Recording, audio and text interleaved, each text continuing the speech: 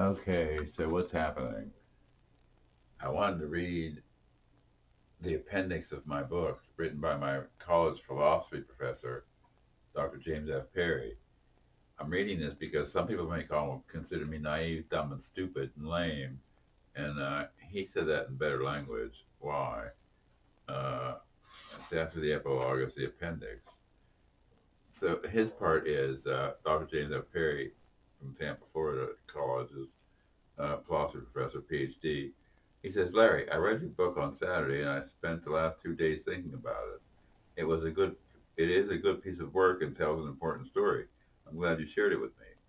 The most important single thing I derive from your book is the existence and nature of a much deeper self than appears on the surface.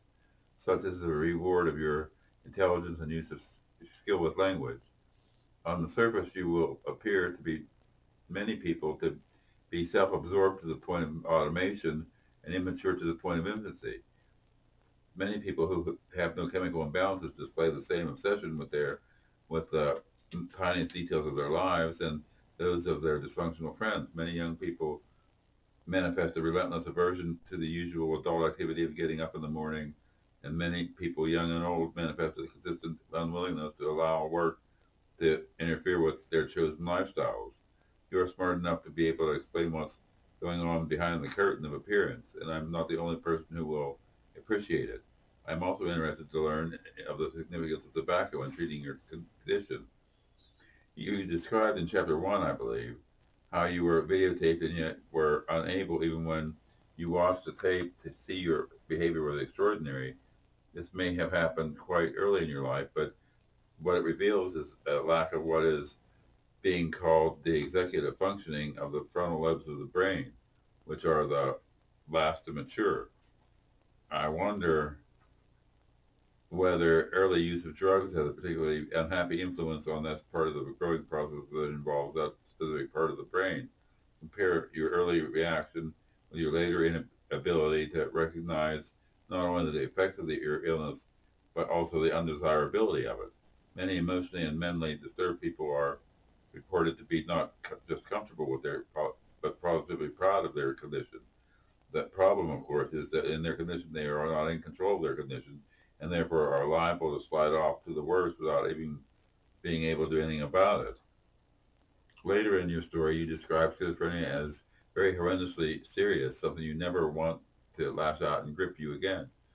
Assuming this is not just a case of saying what the counselor wants to hear, this shows a qualitative shift in your understanding, and I'd like to hear more about your perspective on why you consider it better to be free of that condition.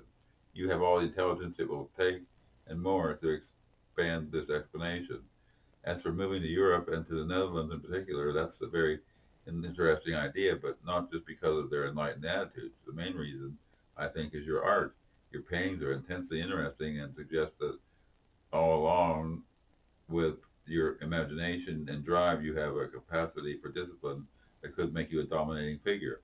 To balance that alternative, you have long demonstrated a nesting instinct that kept you near the places and people most familiar to you.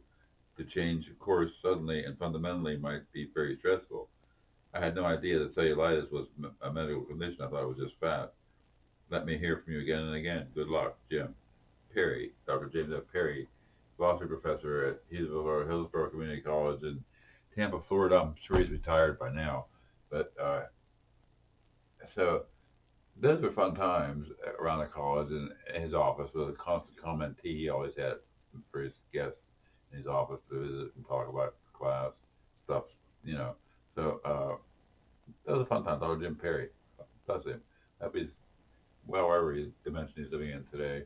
And that I just wanted to read that to the people who call me naive and stupid. That you're not the first.